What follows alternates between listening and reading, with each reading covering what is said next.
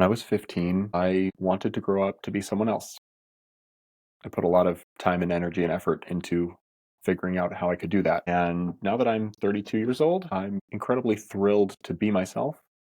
And I've devoted myself to helping other guys get to that point as well, or other guys who are on that journey expand in that way. This is the I Help Men Dress Better podcast, although I've been thinking a lot about the approach that I want to take to my work. And that's actually, I think, what I'm going to talk about today is a little bit of my backstory and what I actually do and why I'm kind of in a funny position. So, if you're a business owner and you've ever been a little unsure of where you're going, you might relate to this. And if you're someone who's done a lot of self improvement, you'll probably relate to this as well. My kind of people. So, I spent a lot of time when I was younger, like I said, wanting to be somebody else.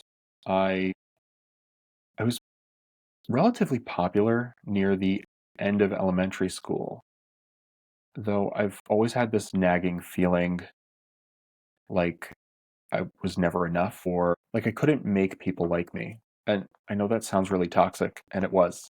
It was. It hurt me for a long time. I just remember having really good close friends in elementary school, and some of those friends carried over to high school. But I just felt so engrossed in what I didn't have and who didn't like me that I didn't always get to appreciate that. It hurt me so much that people that I desired a relationship with were not only didn't really like me back, but were actively cruel to me. I faced a lot of bullying in elementary school, and that continued into high school in varying degrees.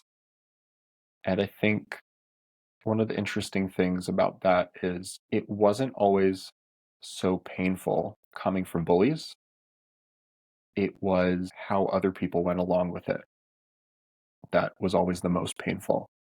The people that I sort of relied on, this weird push pull. And I think a lot of people go through this. High school's kind of a unfortunate time, and so is elementary school. I have elementary school kids now, and I worry a lot because so much of what I overcame and so much of what I still have to, the voices inside me, the pieces of me that tell me terrible things about myself, so many of those were built in childhood, and that always worries me because looking back, children can be cruel and teens can be cruel. We're all very insecure, and I think that a lot, a lot of our own insecurities were given to us by other insecure people, and sometimes we're very lucky, and we have the realization that those those projections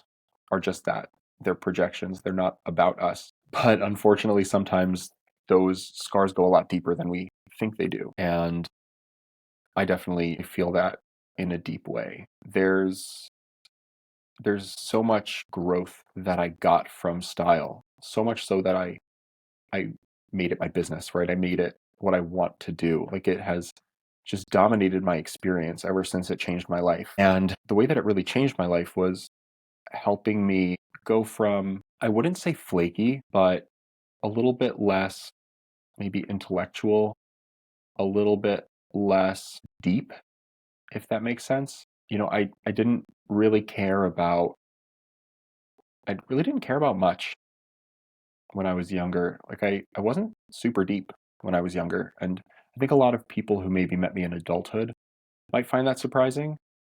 And it's possible that some people who knew me when I was younger or in high school, maybe I had some depth here and there and they'd be surprised that I didn't see it. I think it's always funny how that works. But, I spent a lot of time feeling very out of control, almost like when I was out in the world, I wasn't in control of what I said or did. And then I would get back to my alone self and just wonder why I said things and wonder why I could never say the right things. Wonder why, no matter how much I wanted people to like me, I couldn't be that person no matter how much I wanted to be that person. And wow, that's something. That's a feeling there. It's really interesting how a lot of these feelings have been brought back up. A lot of these memories have been brought back up as I've pursued business, because a lot of what I've found in business are overlapping insecurities or insecurities that began at that time. And even as I build my own business, even as I build my business specifically, not even from a business lens, but from a trying to find that pain and get in touch with that pain, what motivated me to even pursue style to begin with. Obviously, like, it changed my life and it impacted me in such a deep way that, like I said, I've committed myself to this. But reconnecting with the why, reconnecting with that pain has been a really interesting process that's been transformative in its own right. As I've made content and spoken about it, more and more memories have come up. And with those memories, physical sensations and feelings that have bubbled back up. And I wouldn't say reared their ugly heads, but have definitely given me some insight into where certain patterns came from for me. It's very interesting. But none of that really could have been possible without style. And that's specifically why it made such an impact on me. In order to become stylish, I had to ask myself really hard questions. It was very easy for me to self-loathe. I think for a lot of people, the self-improvement work is hard because it's really hard for them to see their negative traits. It's like, for me, all I could see was my negative traits, and I couldn't really see my positives. But at the same time, nothing really felt like my fault. It was like I knew I was, like, so miserable and unlikable. I know that's not true now, but I also couldn't understand why people didn't like me. It's just a weird place to be in. As I built skills, I chased skills. I chased skills to become someone else.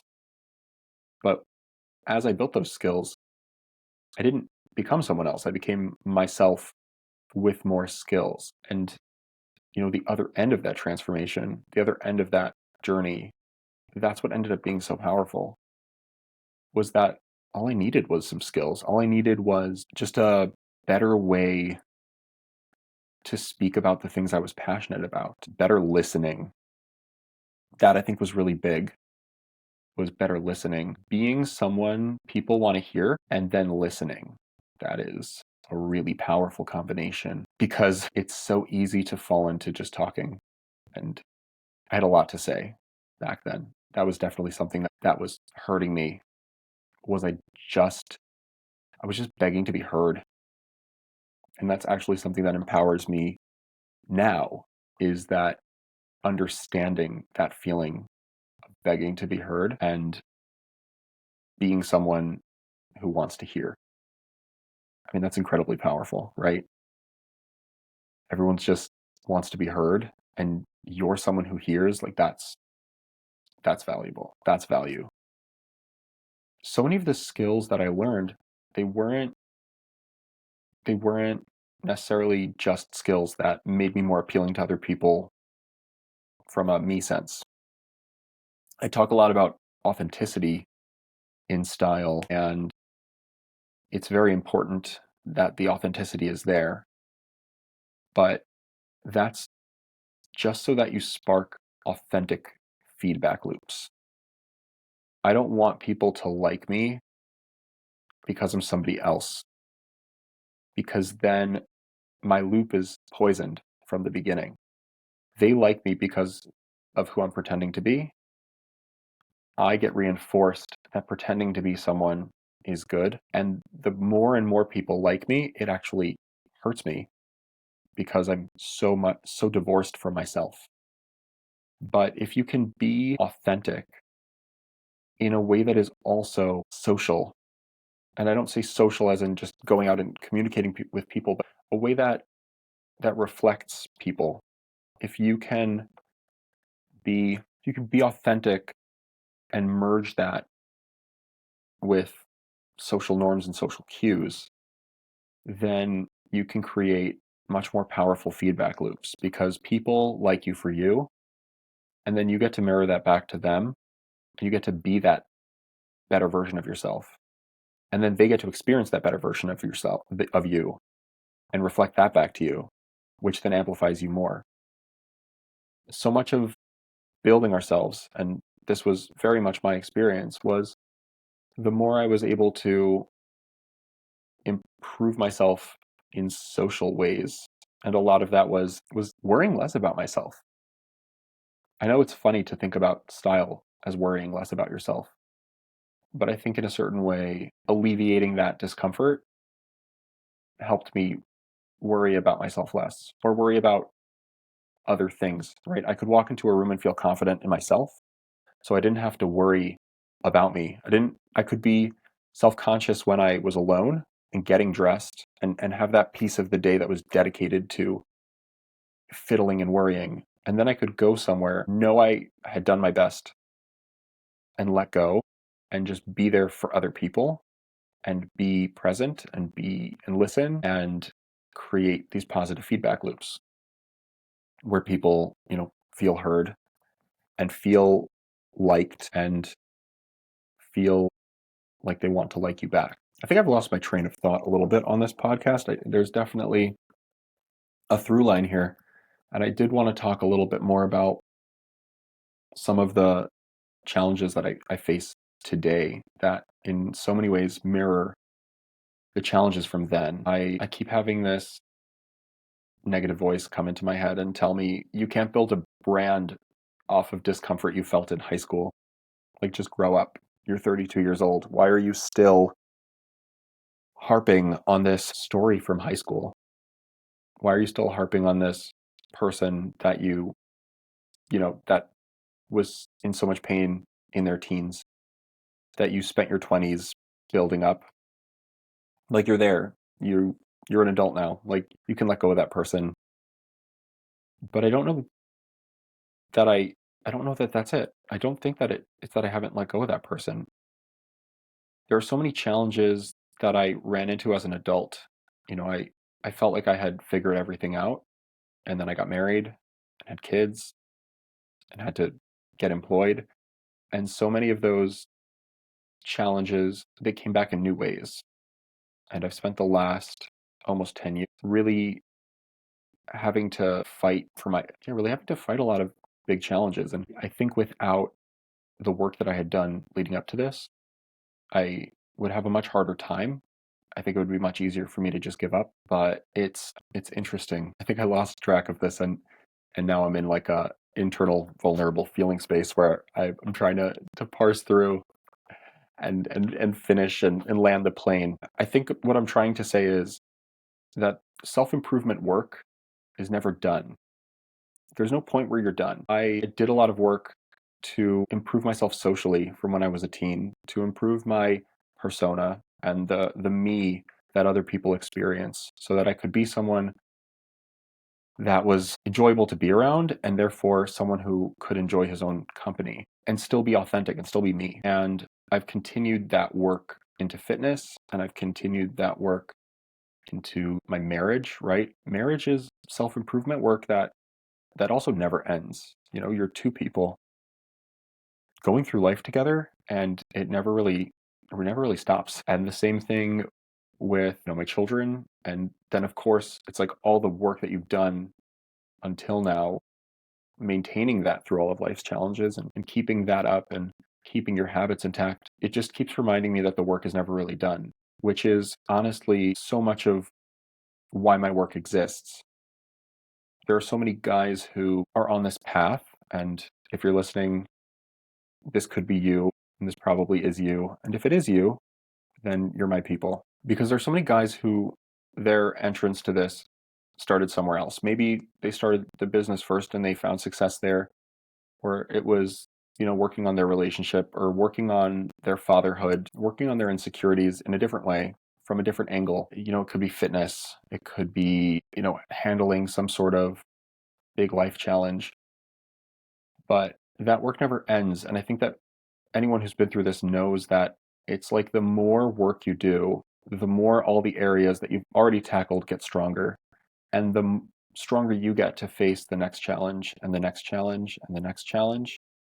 And I genuinely believe that style is one of these areas where it's such an incredible tool to practice a lot of these self improvement methods and actually embody them, because you get to look in the mirror and see the changes that you've made, right? You get to see your story physically on your body. It's such an incredibly powerful place to start, but it's also such an incredibly powerful augmentation to your journey. It's like a wonderful stop where you can, in a lot of ways, sit and appreciate all the work that you've done.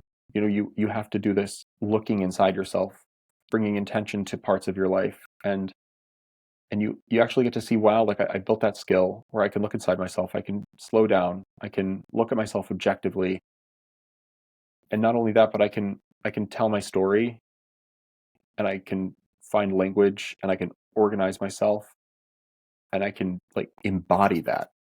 I can wear my story on my body. Like I can respect myself, and not just like when people talk about self-respect, they don't I don't know if they always think this way, but I really do feel like when I'm going into dress, I'm looking to respect my story, myself, my relationships, the work that I've done, the people in my life. There's not a one size fits all way to respect, because there's not a one size fits all story. And that's really the work that I do, helping guys find the language to organize their story and who they are, both verbally and then taking that into the realm of the physical, the visual, in a way that they can look in the mirror and feel so confident going into a room that they can really pay the people around them attention, and they can really give their energy and thus receive and create better loops and increase their energy and put out more energy and just spiral upwards and upwards and upwards into a better place, into a better life. And on that note, I'm going to end this podcast. I meant to say this earlier, but if you are watching this on YouTube or Spotify, if you could give this a like, give this a subscribe, a follow, it would really help me out.